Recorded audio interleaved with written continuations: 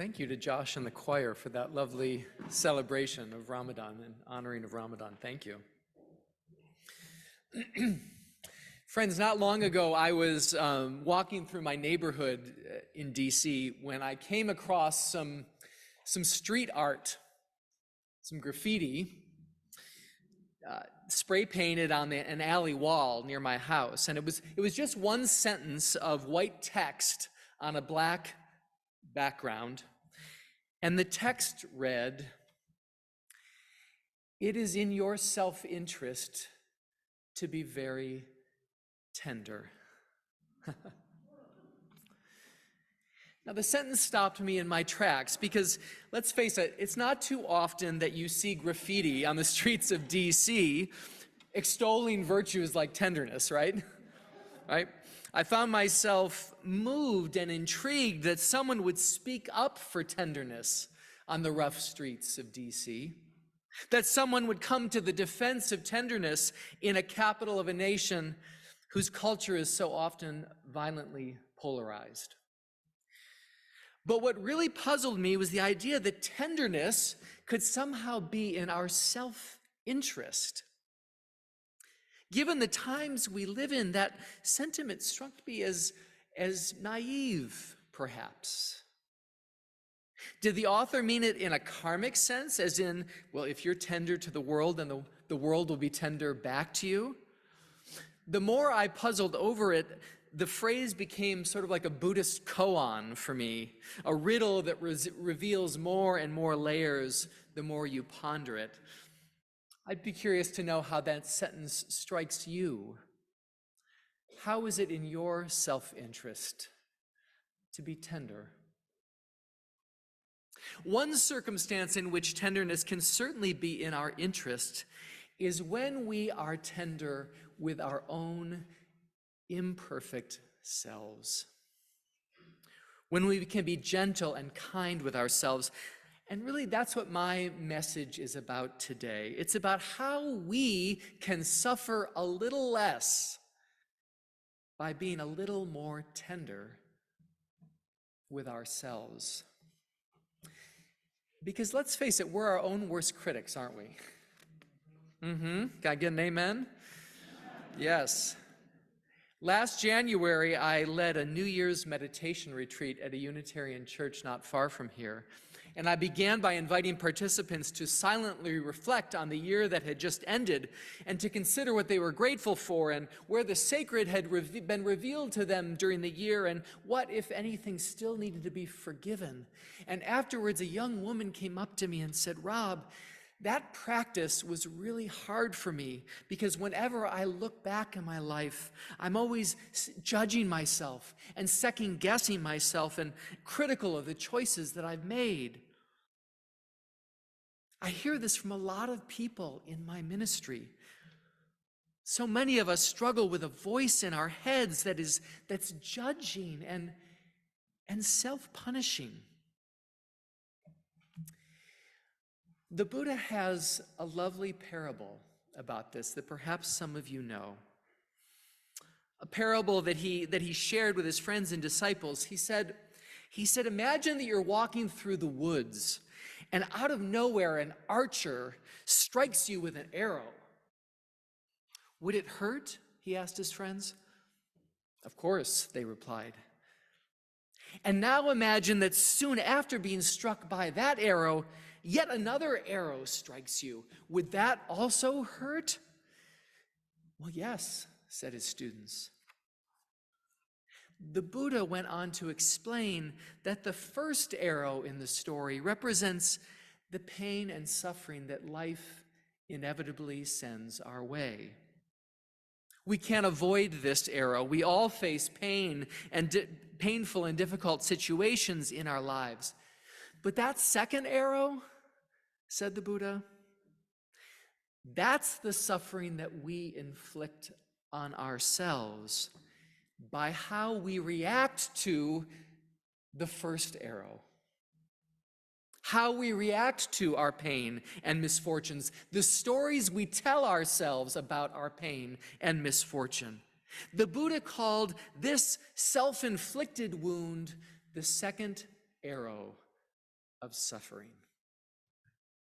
And this suffering, this is something we can avoid, or at least minimize, if we could only be a little more tender with ourselves, right? So I'm just going to share a brief illustration from my own life. And as I do, you might think of an example from your own of when you can kind of tell these stories to yourself. So 3 years ago, at the beginning of the pandemic, I was riding my bike in downtown DC, and I almost got hit by a taxi cab. In my effort to avoid colliding with the cab, I braked suddenly. I flew over the handlebars of my bike, and I landed on this pavement and broke both of my arms. Yeah, thank you. Thank you for that expression of sympathy. Not fun. And in the Buddha's parable, this would be the first arrow of suffering, right? The pain and misfortune, sometimes great, sometimes small, that life will inevitably send our way. But friends, it wasn't long before other arrows started raining down on me, right? One of them was self-blame. I blamed myself for the accident. I said, well, you should have been more careful. You shouldn't have braked so quickly. Why were you biking downtown in the first place? This punishing blame tape played over and over again in my head, compounding my pain. The second arrow of suffering, right? But I wish there were only two. In fact, there was a third arrow then, right? There can be more of these. Arrow number 3 was my self-pity. Woe is me, I thought. Here I am in the middle of the pandemic trying to hold my church together, trying to keep my son focused on his online learning, trying to keep my family together, and now I break my arms? Both of them? At the same time? Really? Why do these things always happen to me? Right? Yeah. Yes, thank you for that sympathy. Self-pity. The net result, of course, was that not only did I experience the physical pain and inconvenience of the broken arms, but I compounded that pain with the stories I was telling myself. This is the pattern that we seek to interrupt. This is precisely where a little bit of tenderness with ourselves can go a long way. So how do we interrupt this cycle of self-inflicted pain? Well, first, we have to notice that we're flinging these arrows at ourselves in the first place, right? And I've found that that's not always very easy. Because when we are suffering, friends, we often experience that suffering as one kind of, as a kind of large, undifferentiated pain, right? It can be difficult to break our suffering down into its component parts, to differentiate among the multiple vectors of our suffering. When I broke my arms, I got really depressed. And that depression was like living inside of a huge bank of fog. I couldn't see anything clearly.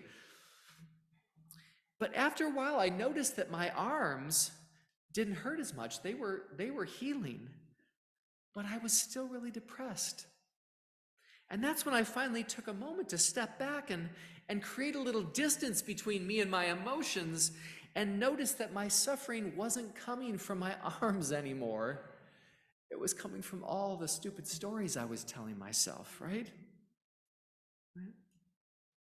And I find at this point it's helpful not to just notice the stories we tell ourselves, but to actually go ahead and name them, to name them out loud. I like to say naming our emotions can help us get some distance from them.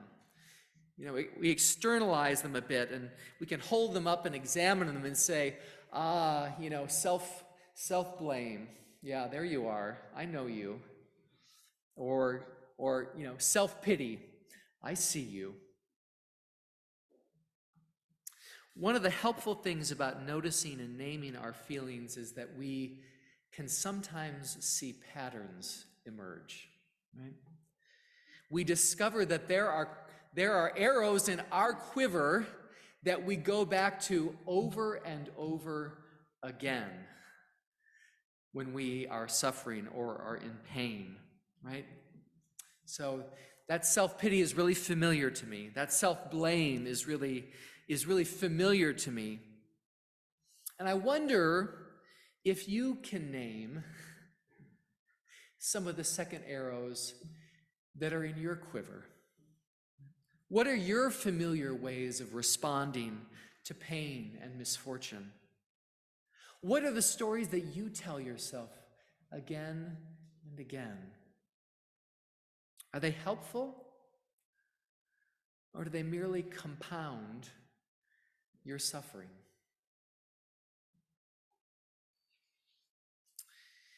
You know,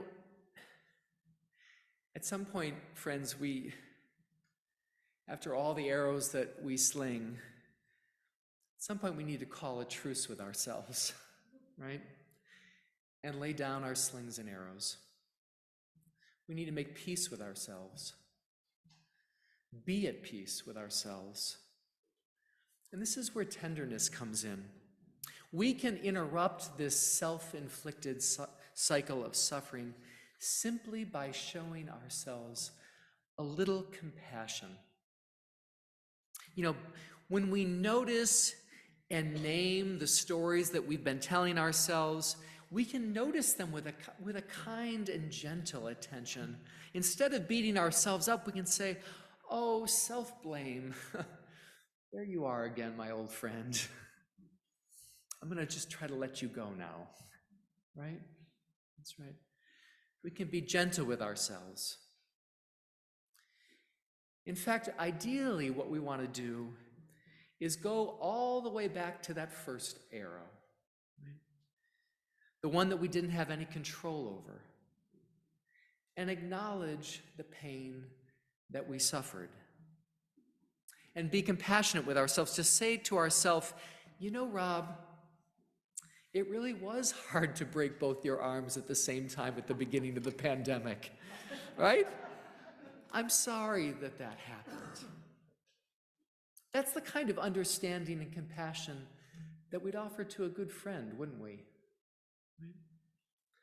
Maybe we could extend that same kind of compassion to ourselves. I wonder if some of us aren't holding in our bodies right now pain and suffering that we never really gave ourselves the space to acknowledge or to grieve. I wonder if we can't hold those painful places in our lives with a gentle and compassionate embrace. It is in your self-interest to be very tender. You know, the truth is, the more tender we are with ourselves, the more tender we are with others.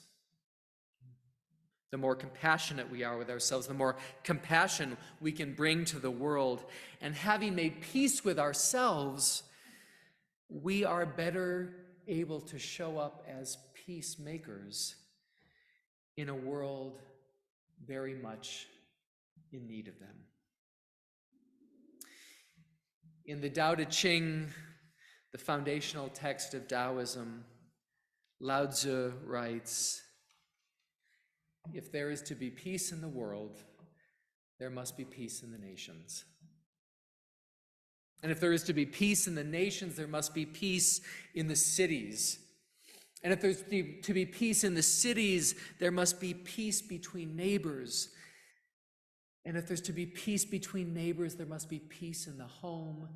And if there's peace in the home, there must be peace in the heart." So may you be at peace in your heart. And may you share that peace with the world. Amen.